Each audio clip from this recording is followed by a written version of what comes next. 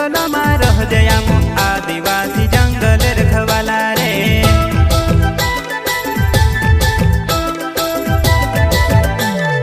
चल जंगल जमीन काजे पूजे रे आदिवासी दुनिया ने रखवाला रे। बाप देव खतरी काज पूजे रे आदिवासी सबसे निराला रे।